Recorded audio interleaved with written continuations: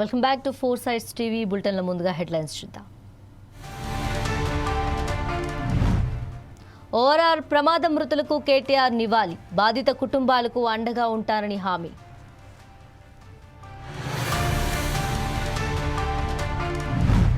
Dubbaka MLA కొత్త ప్రభాకర్ రెడ్డి అసహనం, MLA మాట్లాడుతుండగా మైక్ కట్ చేయడంతో విసిరికొట్టిన ఎమ్మెల్యే కొత్త ప్రభాకర్ రెడ్డి. సుప్రీంకోర్టులో తృణమూల్ కాంగ్రెస్ కు ఎదురుదెబ్బ, ఎన్నికల సంఘం సర్కులర్ కు సుప్రీం ఓకే.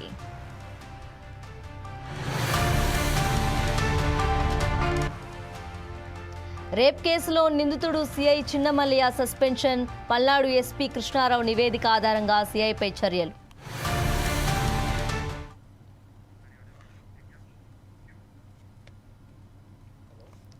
మహిళపై అత్యాచారానికి పాల్పడినట్లు ఆరోపణలు ఎదుర్కొంటున్న సిఐ చిన్నమల్లయ్యపై సస్పెన్షన్ వేటు పడింది. అతన్ని సస్పెండ్ చేస్తూ ఉన్నతాధికారులు ఆదేశాలు జారీ చేశారు. ఇంట్లోకి చొరపడి ఒంటరిగా ఉంటున్న తనపై సిఐ చిన్నమల్లయ్య అత్యాచారానికి పాల్పడ్డాడని ఓ మహిళ వినుకొండ పోలీస్ స్టేషన్లో ఫిర్యాదు చేసింది. కేసు నమోదు చేసిన పోలీసులు అత్యాచారానికి సంబంధించిన ప్రాథమిక ఆధారాలు సేకరించి దర్యాప్తు చేస్తున్నారు. ఈ క్రమంలోనే అతన్ని సస్పెండ్ చేశారు.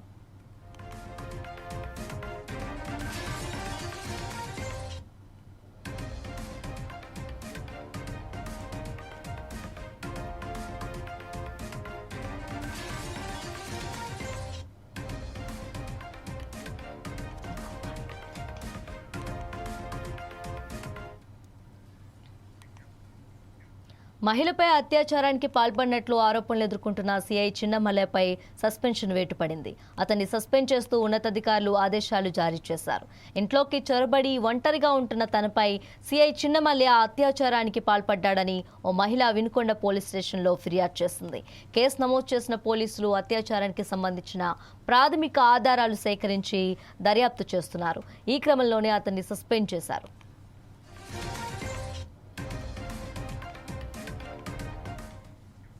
ఒంటరి మహిళపై అత్యాచారం కేసులో నిందితుడిగా ఉన్న సిఐ చిన్నమల్లయ్య రాసలీలలు ఒక్కొక్కటిగా బయటకు వస్తున్నాయి.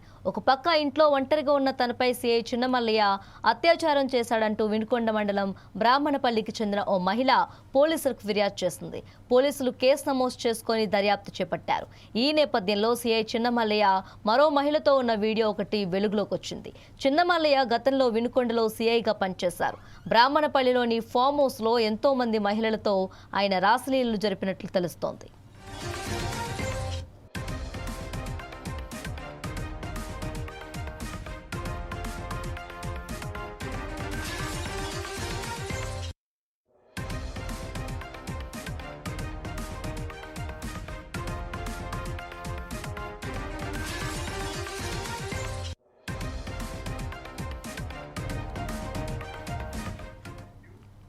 పోలీస్ స్టేషన్కు వచ్చిన బాధిత మహిళలను లొంగదీసుకొని వారిని ఫామ్ హౌస్కు తీసుకెళ్లేవాడన్న ప్రచారం జోరుగా సాగుతోంది.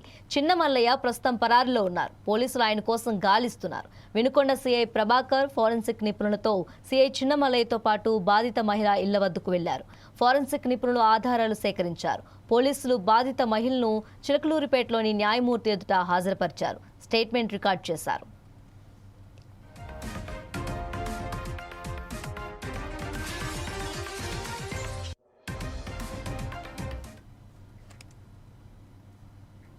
సిద్దిపేట జిల్లా దుబ్బాకలో జరిగిన ప్రజాపాలన ప్రగతి ప్రణాళిక కార్యక్రమంలో తీవ్ర ఉద్రిక్తత చోటు చేసుకుంది. ఈ కార్యక్రమంలో పాల్గొన్న బీఆర్ఎస్ ఎమ్మెల్యే కొత్త ప్రభాకర్ రెడ్డి నేలపై కూర్చొని ధర్నా చేశారు. వరి ధాన్యం కొనాలని నినాదాలు చేశారు. ఆయన మాట్లాడుతుండగా మైక్ కట్ చేయడంతో తీవ్ర ఆగ్రహాన్ని వ్యక్తం చేశారు. మైక్ను నేలకేసి విసిరికొట్టారు దుబ్బాక ఎమ్మెల్యే కొత్త ప్రభాకర్ రెడ్డి. ఎమ్మెల్యేకి మద్దతుగా ఫంక్షన్ హాల్ లోపలికి వెళ్లేందుకు బీఆర్ఎస్ నేతలు యత్నించారు.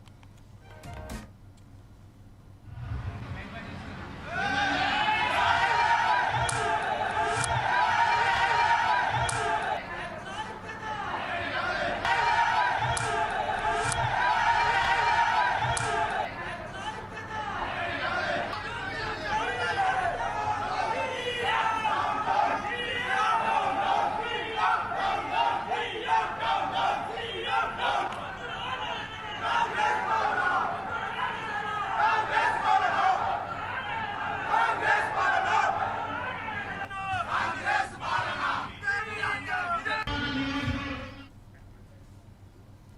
సిద్దిపేట జిల్లా దుబ్బాకలో జరిగిన ప్రజాపాలన ప్రగతి ప్రణాళిక కార్యక్రమంలో తీవ్ర ఉద్రిక్తత చోటు చేసుకుంది. ఈ కార్యక్రమంలో పాల్గొన్న బీఆర్ఎస్ ఎమ్మెల్యే కొత్త ప్రభాకర్ రెడ్డి నేలపై కూర్చొని ధర్నా చేశారు. వరి ధాన్యం కొనాలని నినాదాలు చేశారు. ఆయన మాట్లాడుతుండగా మైక్ కట్ చేయడంతో తీవ్ర ఆగ్రహాన్ని వ్యక్తం చేశారు. మైక్ను నేలకేసి విసిరికొట్టారు దుబ్బాక ఎమ్మెల్యే కొత్త ప్రభాకర్ రెడ్డి. ఎమ్మెల్యేకి మద్దతుగా ఫంక్షన్ హాల్లో లోపలికి వెళ్లేందుకు బీఆర్ఎస్ నేతలు యత్నించారు.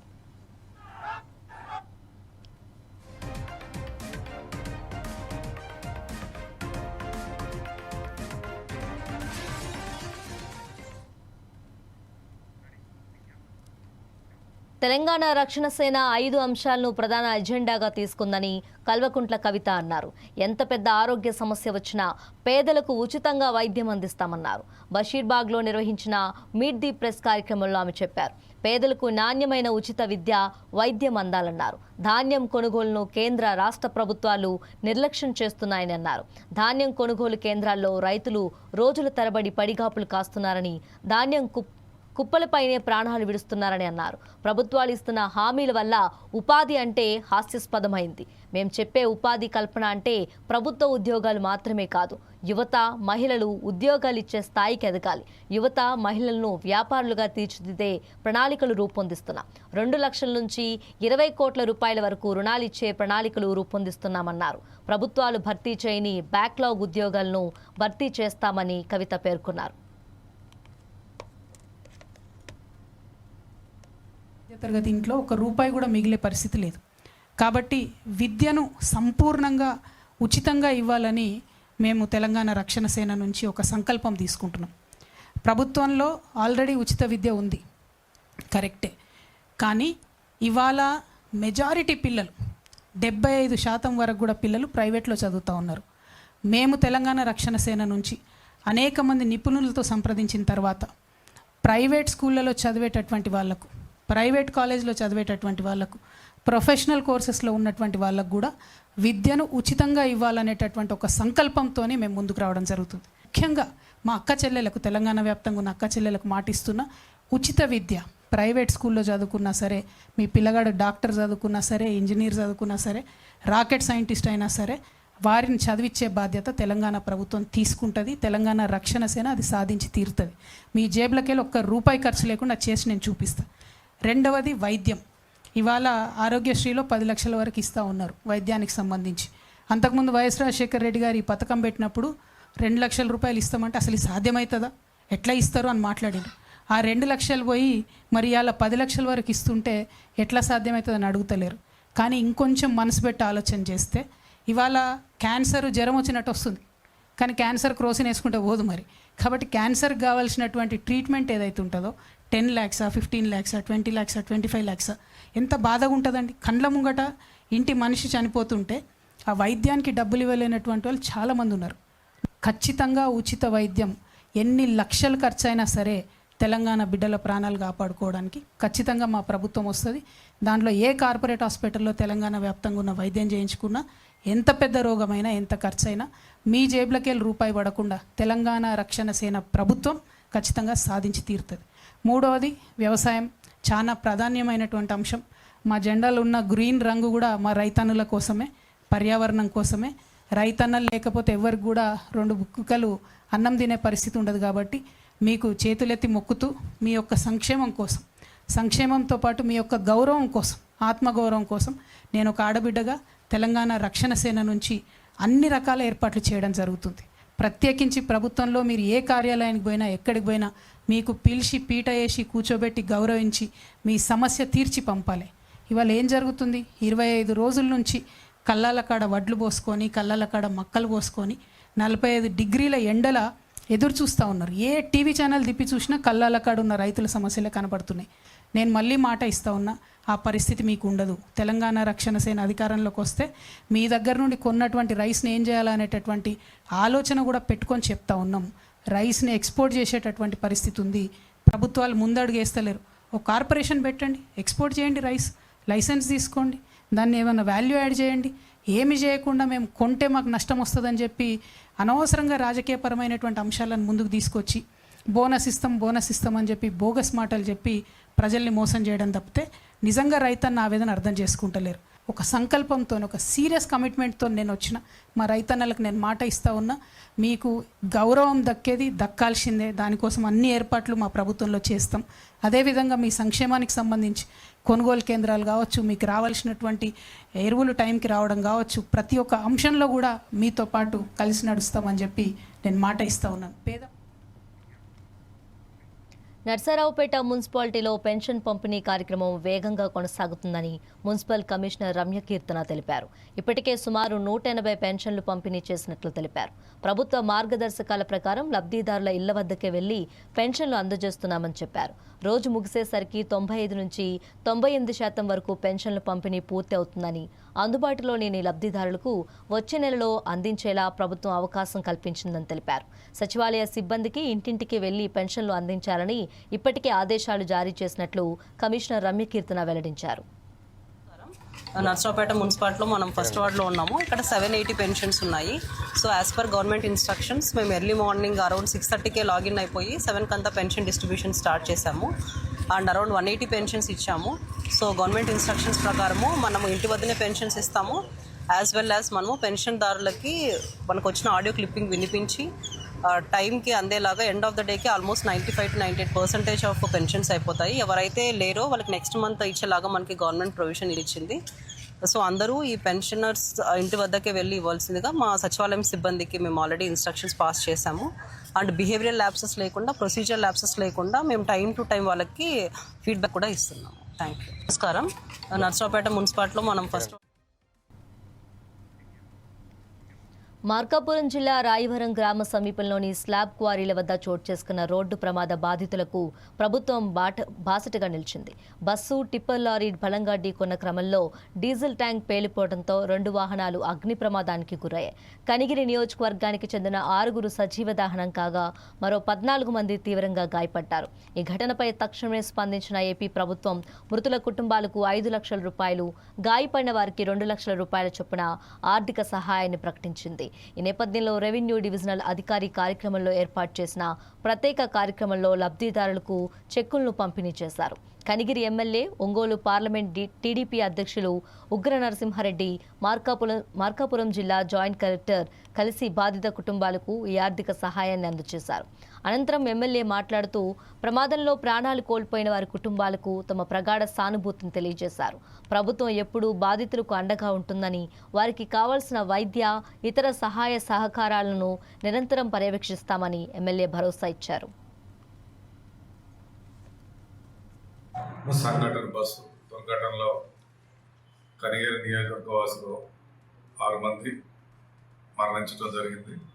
మరి 14 మంది గాయాలు జరగటం, మరి వారి ఆ బాధాకరమైన విషయాల్లో జరిగిన ఇన్సిడెంట్లో వెంటనే అధికారులు కానీ, మరి రాజకీయ నాయకులు కానీ అందరూ కూడా వెంటనే స్పందించి మరణించిన వారు, బస్సులో మరణించిన కానీ బయటకు వచ్చిన వారు ఎవరిని మరణం జరగకుండా కాపాడింది ప్రభుత్వం. చెడులో కూడా మంచిని చేసి మరి ఈరోజు వెంటనే ముఖ్యమంత్రి గారి మరణించిన కుటుంబాలకు 5 లక్షలు, అదే గాయపడిన వారికి 2 లక్షల రూపాయలు ఇవ్వడం జరిగింది. మొత్తం 58 లక్షల రూపాయలు ఈరోజు కనిగిరి నియోజకవర్గంలో బస్సు బాధితులకు ఇవ్వడం జరిగింది. మరి మిగతాది ప్రధానమంత్రి నుంచి కూడా సహాయం అందాల్సి ఉంది. మరణించిన వారు 2 లక్షలు, గాయపడిన వారికి 50. వాటిని కూడా అధికారులు పైకి పంపుతున్నారు. వచ్చిన తర్వాత కూడా వాళ్ళకి ఇవ్వడం జరుగుతుంది. ఈ విధంగా ఈ ప్రభుత్వం ఏదైతే చెప్తుందో అది చెప్పిన దాని మీద చిత్తశుద్ధితో ఉండే ఈ ఎన్డీఏ కూటమిని మేమందరం గర్విస్తాం. ఎందుకంటే గతంలో మీకు తెలుసు, ఏదైనా చెక్కులు ఇస్తామంటే అవి ఎప్పుడు వస్తాయో తెలియదు, వాళ్ళ ఆఫీసులు వెంటనే తిరగాలి. అటువంటివి కాకుండా ఇప్పుడు పరిపాలనలో వెంటనే మా అధికారులు దాన్ని మొత్తం డీటెయిల్స్ తీసుకొని సబ్మిట్ చేసి వెంటనే కూడా తిరిగి ఇవ్వడం జరిగిందని తెలియజేస్తాం. వినుకొండలో పింఛన్ పథకం పంపిణీ కార్యక్రమాన్ని మంత్రి గొట్టిపాటి రవికుమార్, ఎమ్మెల్యే జీవి ఆంజనేయులు చేతుల మీదుగా లబ్ధిదారులకు అందజేశారు. ప్రభుత్వం అమలు చేస్తున్న సంక్షేమ పథకాలు అర్హులైన ప్రతి కుటుంబానికి చేరేలా చర్యలు తీసుకుంటున్నామని మంత్రి గొట్టిపాటి రవికుమార్ తెలిపారు. పేదల ఆర్థిక భద్రత కోసం పింఛన్ పథకం ఎంతో కీలకమని పేర్కొన్నారు. అలాగే ఎమ్మెల్యే జీవి ఆంజనేయులు మాట్లాడుతూ వినుకొండ నియోజకవర్గంలో ప్రతి అర్హుడికి పింఛన్ అందేలా కృషి చేస్తున్నామని చెప్పారు. వృద్ధులు, వికలాంగులు, వితంతువులకు ప్రభుత్వం అండగా నిలుస్తుందని హామీ ఇచ్చారు. పింఛన్ అందుకున్న లబ్ధిదారులు ప్రభుత్వం పట్ల కృతజ్ఞతలు తెలిపారు.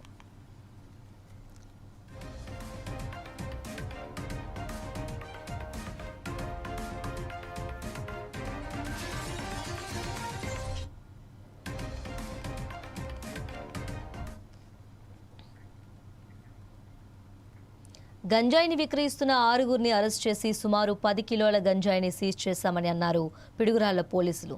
పిడుగురాళ్ల శివార్లో గంజాయి విక్రయాలు జోరుగా సాగుతున్నాయన్న పక్కా సమాచారం అందుకున్న పోలీసులు ఆకస్మిక దాడులు నిర్వహించారు. ఈ దాడుల్లో రామాంజనేయులు అనే వ్యక్తితో పాటు మరో 5గురిని అదుపులోకి తీసుకున్నారు.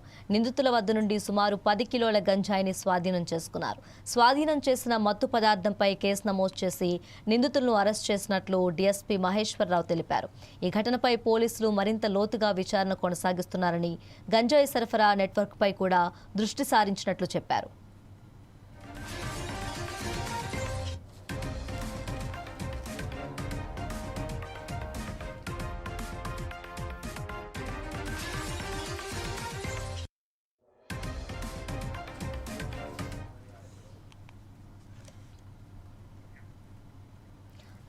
పల్నాడు జిల్లా దాచేపల్లి మండలం తంగెడ గ్రామంలో పోలీసులు కార్డన్ సెర్చ్ నిర్వహించారు.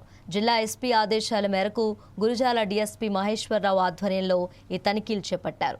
ముందుగా గురుజాల సబ్ డివిజన్కు చెందిన పోలీస్ సిబ్బంది సోదాలు నిర్వహించి అనుమానాస్పదంగా ఉన్న బైకులు, గొడ్డళ్లు, కొడవళ్లు, కత్తులు వంటి వస్తువులను స్వాధీనం చేసుకున్నారు. గ్రామంలో శాంతి భద్రతలు కాపాడే దిశగా ఈ చర్యలు చేపట్టినట్లు తెలిపారు. అలాగే యువతకు పోలీసులు కీలక సూచనలు చేశారు. మత్తు పదార్థాలకు దూరంగా ఉండాలని, ముఖ్యంగా గంజాయి, బెట్టింగ్ వంటి అసాంఘిక కార్యకలాపాలకు బానిసలు అవ్వకూడదని హెచ్చరించారు.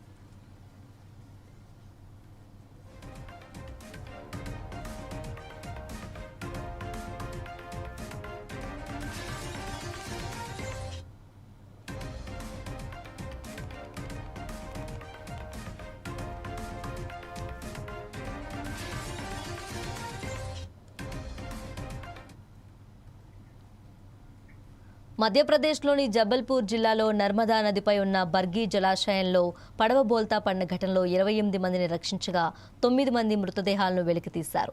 ఈ ప్రమాదానికి కొన్ని క్షణాల ముందు ప్రయాణికులు భయంతో అరుస్తున్న వీడియో తాజాగా వెలుగులోకి వచ్చింది. బోటులోకి నీరు వస్తుండటంతో ప్రయాణికులు భయోందోళనకు గురైన దృశ్యాలు ఆ వీడియోలో కనిపిస్తున్నాయి. బోటు భారీ కుదుపులకు గురైన సమయంలో సిబ్బంది ప్రయాణికులకు లైఫ్ జాకెట్లు ఇవ్వడానికి మూటలు విప్పుతున్నారు. ప్రయాణికులు బోట్ ఎక్కగానే లైఫ్ జాకెట్లు ఇవ్వకుండా సిబ్బంది నిర్లక్ష్యంగా వ్యవహరించడం వల్లే మృతుల సంఖ్య పెరిగిందని ప్రమాదం నుంచి బయటపడిన వారు ఆరోపిస్తున్నారు.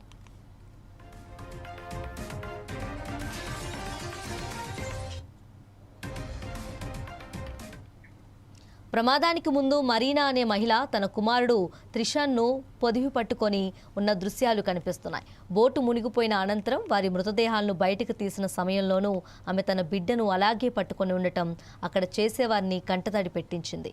ఆమె భర్త ప్రమాదం నుంచి ప్రాణాలతో బయటపడ్డారు. ఘటనా స్థలంలో భారీ వర్షం కురుస్తుండటంతో సాయంత్రం గాలింపు చర్యలు నిలిపివేసి తిరిగి ఉదయం ప్రారంభించినట్లు అధికారులు పేర్కొన్నారు.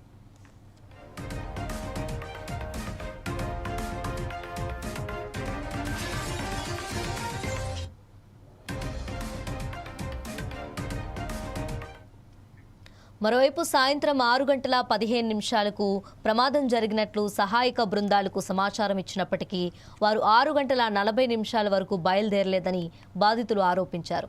అయితే తమ వాహనం పాడవడం వల్లే ఆలస్యమైందని సహాయక సిబ్బంది పేర్కొన్నారు. ప్రమాదం జరిగిన వెంటనే స్థానిక మత్స్యకారులు, రైతులు 15 మందికి పైగా ప్రయాణికులను రక్షించారు. అనంతరం 7 గంటల సమయంలో సహాయక బృందాలు ఘటనా స్థలానికి చేరుకున్నాయి.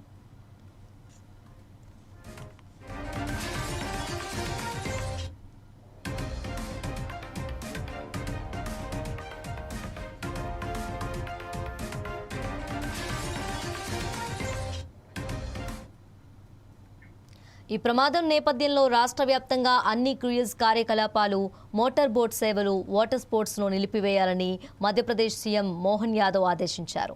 ఘటనపై సమగ్ర దర్యాప్తు చేపట్టేందుకు ఉన్నత స్థాయి విచారణ కమిటీని ఏర్పాటు చేశారు. క్రూయిజ్ పైలట్ మహేష్ పటేల్, సహాయకుడు Chotelal Ghon, ticket counter incharge విజేంద్రాలను విధుల నుంచి తొలగించారు. బోట్ క్లబ్ మేనేజర్ సునీల్ మారావిని సస్పెండ్ చేశారు.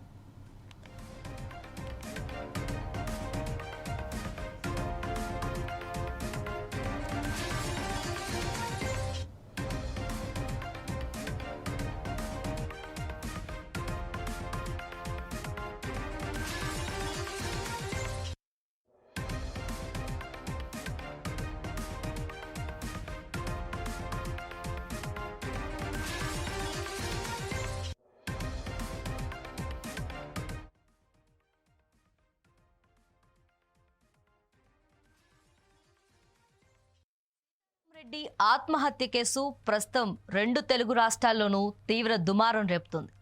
మానసిక వేదన, వివాహేతర సంబంధాలు, ప్రైవేట్ వీడియోల లీక్, సోషల్ మీడియా హింస ఇవన్నీ కలిసి ఒక భర్త జీవితాన్ని ముగించేశాయి. ఆయన చనిపోవడానికి ముందు రాసిన ఈ 19 పేజీల సూసైడ్ లేఖలో విస్తుపోయే విషయాలు వెలుగులోకి వస్తున్నాయి. తన భార్య ప్రవర్తన, ఆమె అరాచకాలు మొత్తాన్ని ఆత్మహత్య లేఖలో సీతారాం రాసిపెట్టగా అవన్నీ బయటకు రావడంతో పెను సంచలనంగా మారుతుంది. ఆ సూసైడ్ లెటర్ చదువుతుంటే ఒక్కొక్కరికి గుండె తరుక్కుపోతుంది. ఇంతకీ ఆ లేఖలో ఏముందో ఈ స్టోరీలో చూద్దాం. 36 ఏళ్ల సీతారాం ప్రకాశం జిల్లా మార్కాపురంకి చెందినవాడు. హైదరాబాద్లో బాచుపల్లి ప్రాంతంలో సాఫ్ట్వేర్ ఇంజనీర్గా పనిచేస్తూ నెలకు 2 లక్షలు సంపాదించేవాడు. 2018లో నంద్యాలకు చెందిన రేణుకని పెళ్లి చేసుకున్నాడు. వారికి 2 పిల్లలున్నారు. ఫిబ్రవరి 8, 2026న సీతారాం హుస్సేన్ సాగర్లో దూకి ఆత్మహత్య చేసుకున్నాడు. మరుసటి రోజు మృతదేహం లభ్యమైంది. తొలుత ఇది సాధారణ ఆత్మహత్యగా భావించి 0 ఎఫ్ఐఆర్ నమోదు చేశారు. కానీ తర్వాత కుటుంబం ఫిర్యాదు చేయడంతో బాచుపల్లి పోలీసులు దర్యాప్తు చేపట్టారు. సీతారాం తన మరణానికి ముందు రాసిన 19 పేజీల సూసైడ్ నోట్ కీలకంగా మారింది. ఈ నోట్లో భార్య రేణుకపై తీవ్ర ఆరోపణలు చేశాడు. నా భార్య రేణుకకు ఏ లోటు రాకుండా చూసుకున్నా, కానీ ఆమె ఏడాదిన్నరలోనే 3 వివాహేతర సంబంధం పెట్టుకుంది. అంతేకాకుండా ప్రైవేట్ వీడియోలను రికార్డ్ చేసుకోగా ఓ లవర్ దానిని ఇన్స్టాగ్రామ్లో షేర్ చేశాడు. ఆ దారుణాలను చూసి నేను ఎలా తట్టుకోవాలి? అసలు రేణుకకు ఏం కావాలి? ప్రేమ లేక శృంగారమా? తాను భార్యను గుడ్డిగా నమ్మి కుటుంబాన్ని సుఖంగా చూసుకున్నా, ఆమె నమ్మక ద్రోహం చేసిందని ఏకంగా 19 పేజీల సూసైడ్ నోట్ రాసి ఆత్మహత్య చేసుకున్నాడు. భార్య అరాచకాలకు మరో భర్త బలైపోయిన సంఘటన హైదరాబాద్ నగరంలో సంచలనంగా మారింది. ఏప్రిల్ 21న పోలీసులు రేణుక, రమణారెడ్డి, శ్రవణ్ అనే 3 ఆత్మహత్యకు పాల్పడటానికి ప్రేరేపించడం కింద అరెస్ట్ చేశారు. పలు సెక్షన్ల కింద కూడా కేసు నమోదు చేసినట్టు సమాచారం. ఇందులో ట్విస్ట్ ఏంటంటే సీతారాం చనిపోయిన నెల రోజుల్లోనే రేణుక తన ప్రియుడు రమణారెడ్డిని పెళ్లి చేసుకుంది. ఇది కేసును మరింత సంచలనంగా మార్చింది. సీతారాం తండ్రి కూడా కోడలిపై తీవ్ర ఆరోపణలు చేస్తూ ఆమెకు ఇంకా ఎక్కువ సంబంధాలు ఉన్నాయని చెప్పారు. పోలీసులు సూసైడ్ నోట్, డిజిటల్ ఎవిడెన్స్, వీడియోలు వంటివి ధృవీకరిస్తున్నారు. 2 చిన్నపిల్లలు ఇప్పుడు తల్లి తండ్రి లేకుండా మిగిలిపోయారు. సీతారాం రెడ్డి ఇవి bulletin updates. Keep watching 4 Sides TV.